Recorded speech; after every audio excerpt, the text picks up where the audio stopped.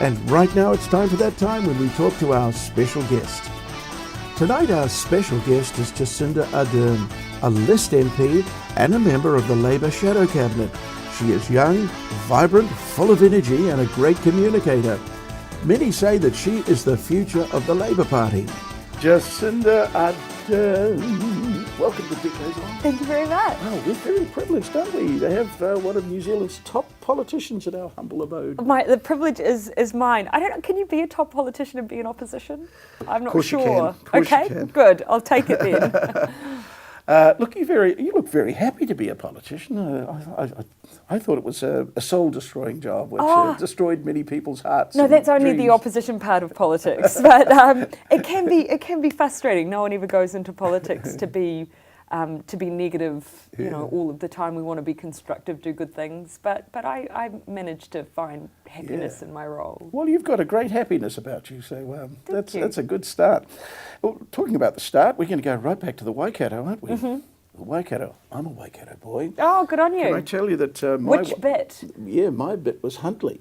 I know it well. Oh, how do you know it well? Well, I was obviously born in Hamilton, predominantly raised in Morrinsville, but the first place I ever campaigned as a candidate was the Waikato seat, which included Huntly. So I've door knocked a bit of Huntly in my time. Yeah. Yep. Wow. Now, you were born in Hamilton. Yes. Let's give a wave out to Hamilton. So. Kudos to Hamilton. Are we allowed to ask the date of that year, or is that top secret? No, 1980. I was born in 1980. Yeah. No, it's all publicly available, unfortunately. And what do you remember about Hamilton and growing up? I grew up I had 4 years before we moved to Murupara, and I have greater memories of that place because, of course, I was young in Hamilton, but I was in a quiet street in Dinsdale. I remember being very happy, just for as much as one can remember when you're that young. I remember my dad doing a lot of shift work. Yeah. Even then, I remember that. He was a policeman. But otherwise, it was a lovely little community, and it felt very different. Even then, as a child, I noticed the difference from moving to Dinsdale to Murupara.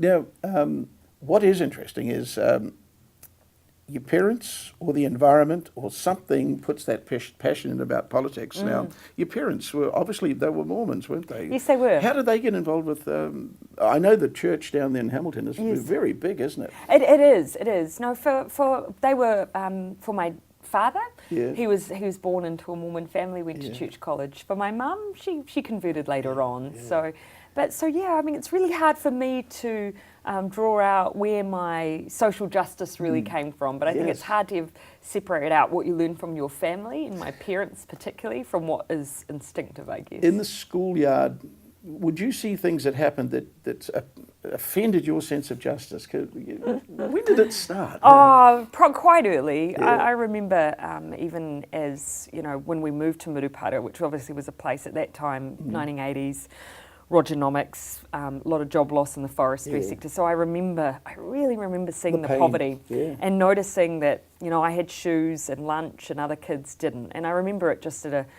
a really young age. That had an effect on you? Oh, absolutely, undoubtedly. If I were to pick, was it nature or nurture that meant that I got into politics, I'd say in large part it was Murupara. Yeah. Big part of it, yep. Now, other children would just go on, meet a boy, get married and have 3.6 children, but that stayed with you, that sense of injustice, didn't it? Yeah, it did. Were you talking about it at dinner time at night? Would you tell your parents, hey, look, I think this is unfair? Or I certainly remember having political discussions at the dinner table. Yeah. And my parents, I wouldn't describe them as political people. They weren't political? I wouldn't describe them that way, no, but they were giving people. So, they always encouraged me to just, respond to need when I saw it, because they did. That's the kind of people they were. So that was invaluable for me as well. So your girlfriends at the school, they went in one direction. They saw the wedding dress and getting married and chasing a boy as being but you thought, I'm into politics. I had a whole range of school friends that have ended up doing a whole range of things. We never really, none of us were cut from any regular mould, I don't think, actually. But then there was the other thing of having a career. None of them went into Labour politics, that's for sure. Yeah. Now, there's the other thing about being a lawyer and being a top flight corporate lawyer in the corporation world, but that never appealed to you either? Well, no, actually, do you know, I never thought that I would end up being a politician. Yeah. So as much as I had this political instinct, I thought that would manifest by me being a volunteer, door knocking, delivering flyers, you know, something like that. And that was enough for me to feel like I was contributing. I didn't think I'd be an MP because, you know, there's not many of them. It didn't feel like a very achievable goal. I was a small town girl.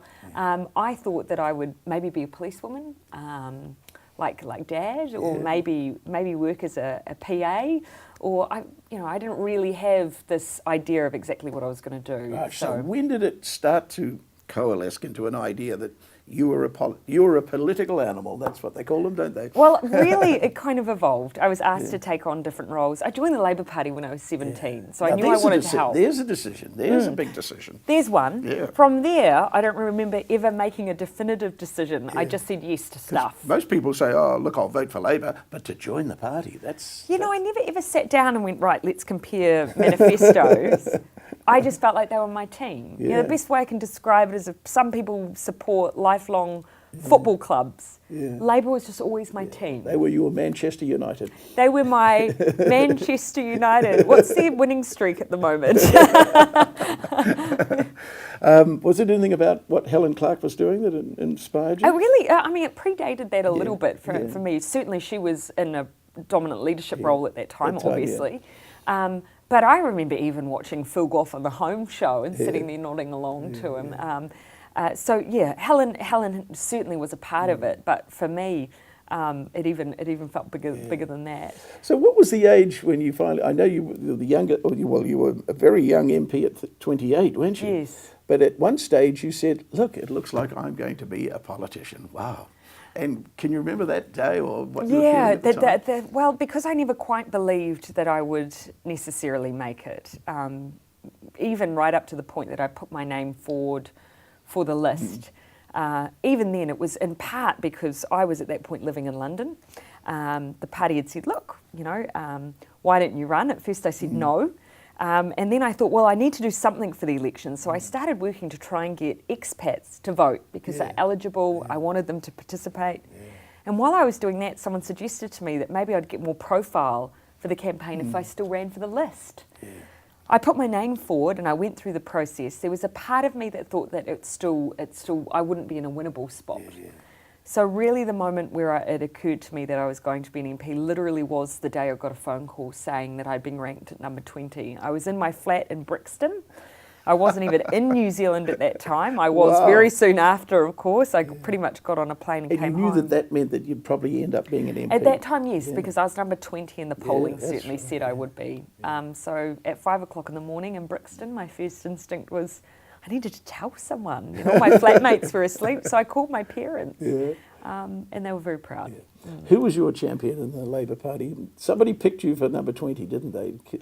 The team, really. The Labour Party, the way it works for it's what they call a moderating committee. Basically, it's a whole list of possible candidates. They all sit around and collectively they make a list. And so there's a whole range of people, but one person I certainly credit, well, there's a few actually, but one person that certainly helped me get there was Grant Robertson. In Wellington, locally, when they were ranking all of the candidates, he said that he wouldn't let himself be ranked until I was. And because he was the Wellington Central candidate, him doing that meant I got a really nice spot. So I have him to thank for my my current career. Your current career. Now, socialism. You were. In fact, I read that you were once the president of the International Union of Socialists. Yes, I was. Now that was Socialist Youth, I should That's say. right. And today we hear Bernie Sanders in the United States actually utter the word. Yes. Up until that point, it was like, don't say that. Don't say.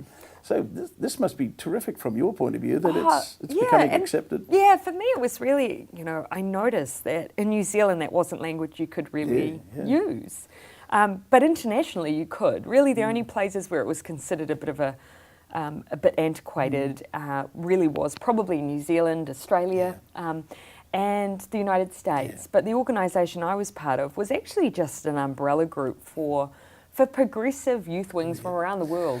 And for them, it wasn't strange language, but in New Zealand, it really was. So the word socialist, of course, gets compared to the Soviet Union, and so I've always called myself a democratic socialist. It's an important distinction. And that's one of the things that I think probably holds it back, doesn't it? That how do you divorce socialism, the word socialism, from the failed experiment of the Soviet Union? That's why a lot of countries have just given up on using the language. Yeah. But actually, democratic socialism is really, it's just a set of values, really. Exactly. It's about social justice, it's about equality, it's about fairness, and of course, people's ability to determine who governs them, of course, is incredibly important as well. If you had to pick a country that you think is doing it right, who's doing it right from your socialism point of view? Yeah, I mean, there's always going to be elements of some of these nations we compare ourselves to that are just so different that it's hard to replicate. But I've always been impressed by,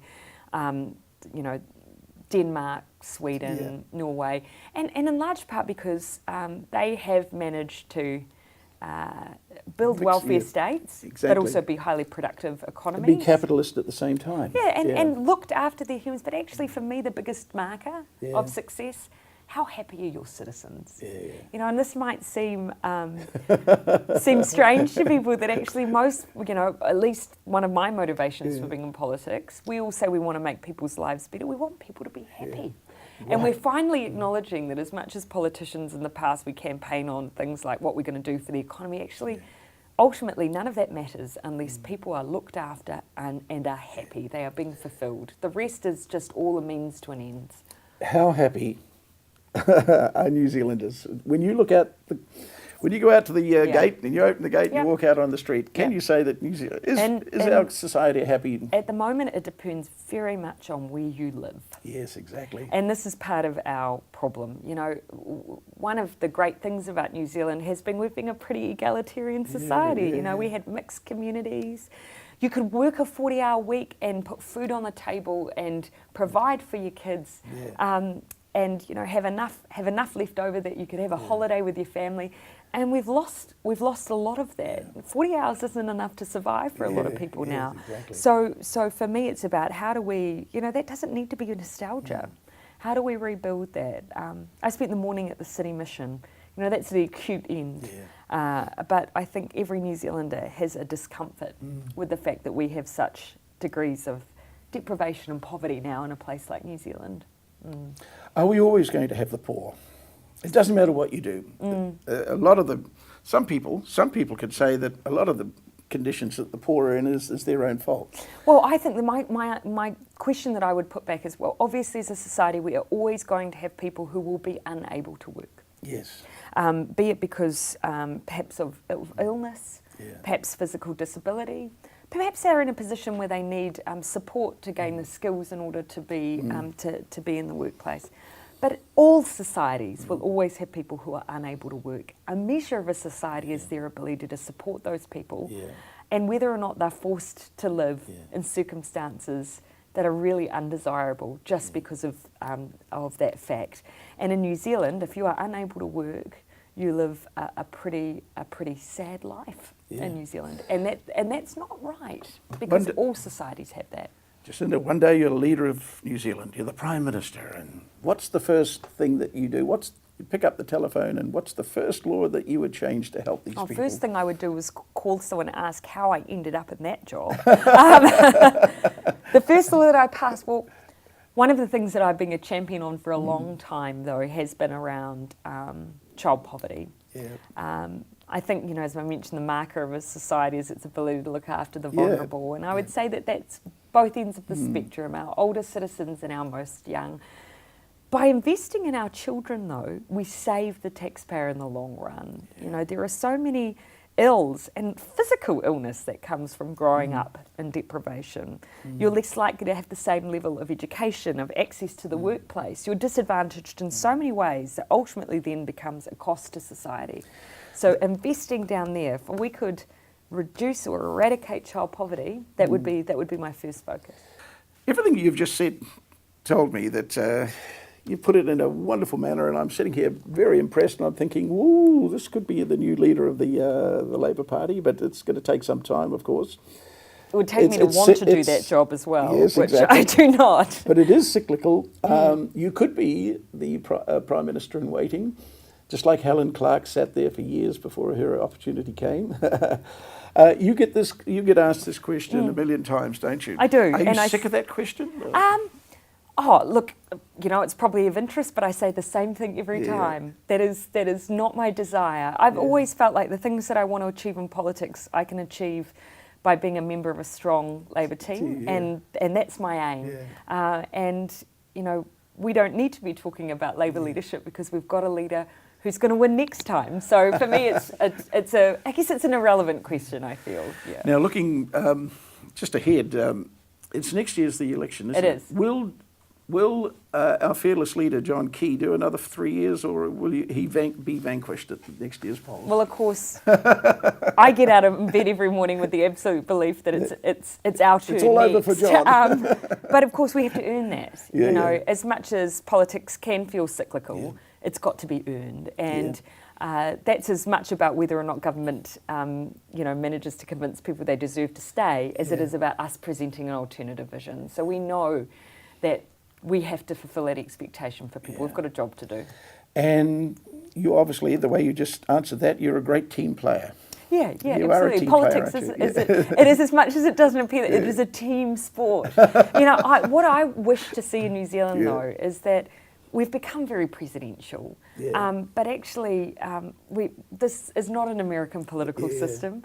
But we've made it one. We have, and actually the team matters because the top 20 of any given party, they're going to be the ones fronting your ministries, your departments.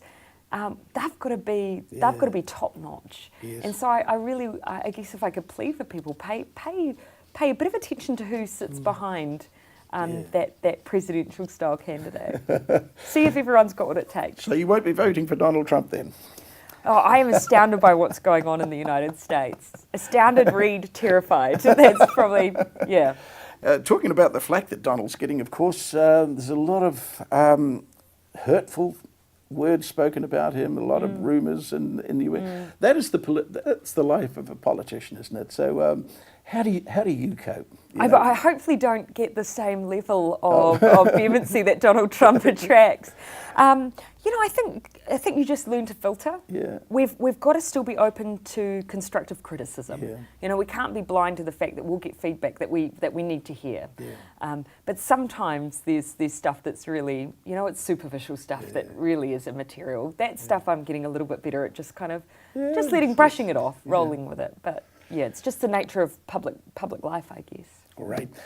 Jacinda, I could talk to you for hours. What It's a been fascinating a real discussion. pleasure talking to you. Yeah, I'm going to have to say goodbye, unfortunately. Thank you for your time, though. But we're going to welcome you back on board sometime in the future. That'd be great. It could be leader of the Labor Party or Prime Minister. I'm not sure, but...